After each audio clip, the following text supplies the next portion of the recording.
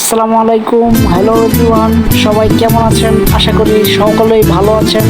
আজকে আবারও বাংলাদেশ নতুন করে স্বাধীনতা পেল 1971 সালে। সেই মুক্তিযুদ্ধের পরে আবারও বাংলাদেশ মাথা উঁচু করে দাঁড়াতে পারবে। আজকে সেই জালিম সরকার বাংলাদেশ থেকে বিতাড়িত হয়ে গেল এবং আমরা ছাত্ররা সবাই বিজয়ী হয়ে গেলাম। এরপরে আবার নতুন সরকার গঠন হবে।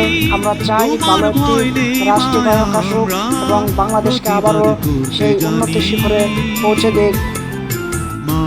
আমার মায়ের রক্তে রাজপথ রঞ্জিত হয়েছে। আমি চাই আমার ভাইয়ের এবং বোনদের হত্যার সঠিক বিচার হোক বাংলাদেশে, যাতে বাংলাদেশে আর কোনো জালেমের জন্ম না হয়, যাতে কোনো বাংলাদেশে আর কোনো জালেমের স্থান না থাকে সে, এবং দেশের কল্যাণের স্বার্থে এবং রাষ্ট্রীয়ভাবে যে সরকার আসুক না কেন তাদের প্রতি আমরা শ্রদ্ধা জ্ঞাপন করব ও দেশের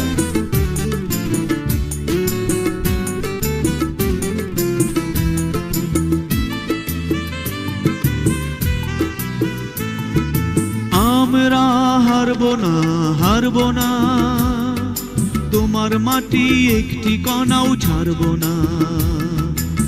আমরা হারব না তোমার মাটি একটি কণাও ছাড়ব না।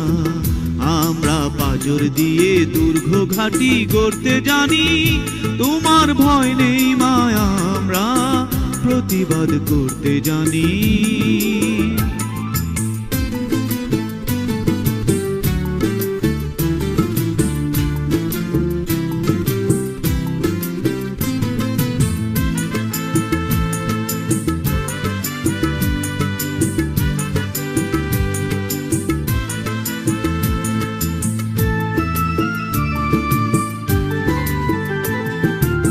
আমরা পরাজয় মানব না, দুর্বলতায় বাঁচতে শুধু জানব না। আমরা পরাজয় মানব না, দুর্বলতায় বাঁচতে শুধু জানব না। আমরা চিরদিনই হাসি মুখে মরতে জানি, তোমার ভয় নেই মায়া, আমরা প্রতিবাদ করতে জানি। মাগো ভাবনা কেন, আমরা তোমার শান্তি প্রিয় শান্ত ছেলে, তবু শত্রু এলে অস্ত্র হাতে ধরতে জানি, তোমার ভয় নেই মায়া, আমরা প্রতিবাদ করতে জানি।